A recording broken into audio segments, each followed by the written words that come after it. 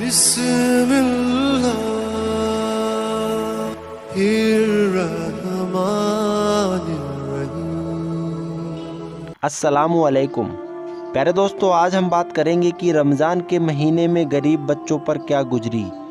जो बच्चे एक वक्त का खाना खाने के लिए भी तरस रहे थे, जिनके पास इफ्तारी के खाने के लिए एक वक्त का खाना भी नहीं था। ये वीडियो देखकर आपके भी आंखों में आंसू आ जाएंगे। आप इस वीडियो को लाइक करें या ना करें, लेकिन इस वीडियो को आखिर तक ज़रूर देखना। तो चलिए दोस्तों, वीडियो शुरू करते हैं। दोस्तों, ये कहानी अकबर नाम के एक शख्स की है। दोस्तों, अकबर ने रमज़ान के महीने में अपने घर में इफ्तार का प्रोग्राम रखा और अपने दोस्तों और अपने रिश्तेदारों की दावत की और उन्हें इफ्तार पर बुलाया। घर में इफ्तार की तैयारियां चल रही थी। ये कहानी अकबर भाई खुद बयान करते हैं। वो बताते हैं कि मैंने आमों की पेटी नीचे रखकर अपनी बीबी से कहा, बेगम, इफ्तारी के प्रोग्राम में कोई कमी बेसी नहीं रहनी चाहिए। बीबी ने कहा, और कितनी बार कहेंगे, क्या पहले कभी कोई कमी बेसी रही है जो इतनी तारीफ कर रहे हो? पिछली बार सब कुछ इतना अच्छा बनाया था कि आज तक आपके दोस्त तारीफ ही करते हैं।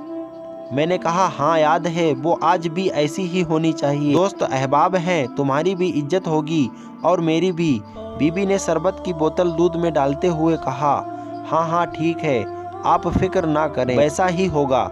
साथ ही साथ उसने कहा कि चिकन बिरयानी, मटन कढ़ाई, सीख कबाब, निहारी, पकौड़े, समोसे, मिल्क शेक, ये सब कुछ तैयार हो चुका है और खजूरें भी मंगवा ली हैं। बस अब फल फ्रूट काटना बाकी है। आप जरा मेरी मदद कर दें, टाइम कम बचा है। ये सब सुनकर अकबर कहता है, मैंने छुरी ली और अपनी बीबी के साथ बैठकर फल फ्रूट काटना शुरू कर दिया। कुछ ही वक्त में इफ्तारी का इंतजाम मुकम्मल हो गया। हमने सारा सामान डाइनिंग टेबल पर लगा दिया। इतने में दोस्तों और रिश्तेदारों का आने का सिलसिला शुरू हो गया। इफ्तारी के टाइम तक सब लोग पहुंच चुके थे। इफ्तारी का वक्त होते ही सब ने इफ्तारी की और खुशी खुशी खाना खाने लगे। इतने में मेरा एक दोस्त, जिसका नाम अब्दुल है, वो नबीद का मजाक उड़ाते हुए कहने लगा, यार नबीद, थोड़ा कम ही खाना खा लिया करो, कहीं ऐसा ना हो कि तुम्हें यहाँ से उठाकर ले जाना पड़े। ये बात सुनकर सब लोग हंस पड़े और हंसी मजाक के साथ साथ लजीज खानों का मज़ा लेने लगे। जब सब लोग खाने से फ्री हो गए तो ये कहते हुए बाहर निकलने लगे, जज़ाकल्लाह, हाथ धोने के लिए नल पर गया और वहाँ जाकर टंकी खोली। इतने में मेरे कानों में एक बच्ची की आवाज़ आई। बच्ची कह रही थी, अम्मी, अब तो सब लोग तरावी की नमाज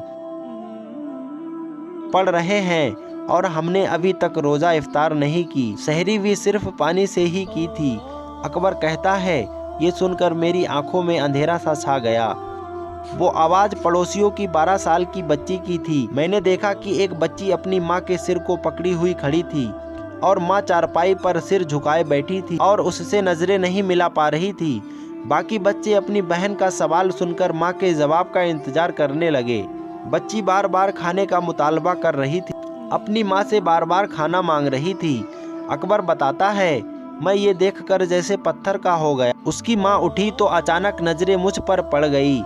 मैं दीवार पर खड़ा हुआ था, आंखें आंसुओं से भरी हुई थी। मुझ पर नजर पड़ते ही वो मुस्कुराई और चादर से आंसू पोंछते हुए कहने लगी, भाई आप कैसे हैं?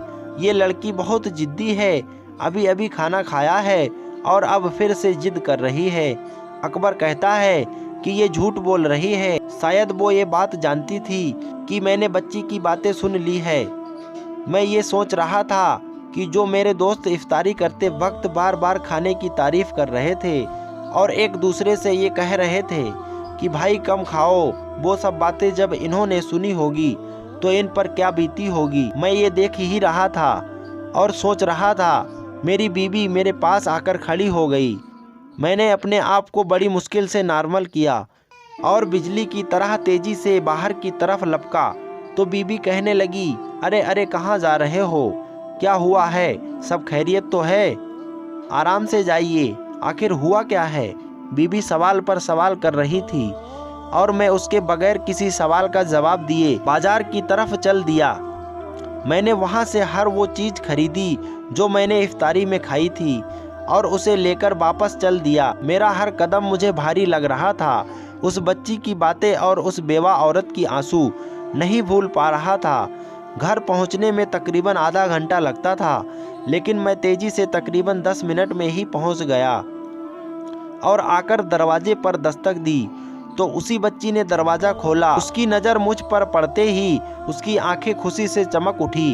वो वापस मुड़ी और शोर मचाने लगी कि देखो देखो अकबर अंकल क्या लाए हैं, देखो देखो अकबर अंकल क्या लाए हैं। सब बच्चे मेरी तरफ लपके और मैंने सारा सामान नीचे रख कर सबको बारी बारी से सीने से लगाया और उनकी पेशानियों को बोसा दिया।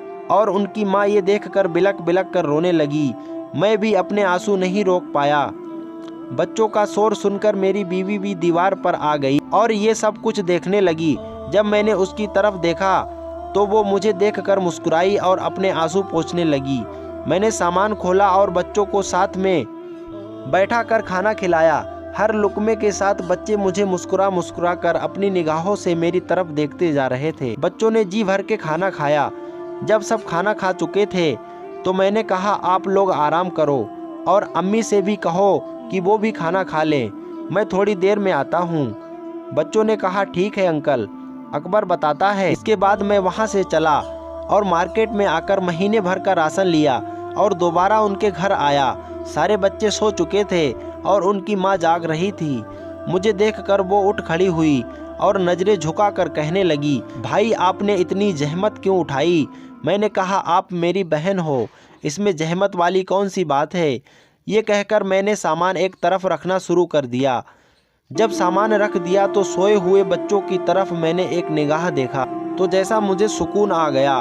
मैंने कहा ठीक है बहन, मैं चलता हूँ। ये कहते हुए मैं बाहर की तरफ चल दिया। मैं बाहर निकला तो उसने दरवाज़ा बंद कर लिया। फिर उसके बाद हर दिन बच्चों के हंसने खेलने की आवाज़ आती थी, जिसे सुनकर मेरी रूह को सुकून मिलता था। इतना सुकून मुझे मेरी ज़िंदगी में पहली बार मिला था। अकबर कहता है मैंने घर पहुंचकर सजदाए शुक्र अदा किया और अल्लाह से रो रो कर माफ़ी मांगी कि अल्लाह मुझे माफ़ फरमा कि जो मैं अब तक इस बात से गाफिल था। दोस्तों, हम खाते पीते दोस्तों और रिश्तेदारों को खाने पर बुलाकर ये समझते हैं कि हमने बहुत सवाब कमा लिया। यकीनन किसी रोज़ेदार को इफ्तार कराना ये बहुत ही बड़ा सवाब का काम है, चाहे वो अमीर हो या गरीब हो। लेकिन इस बारे में कभी नहीं सोचा कि हमारे तरफ से मुस्तकीन तक उनका हक पहुंच रहा है या नहीं। दोस्तों, उम्मीद करते हैं आप इस पैगाम को समझ चुके होंगे।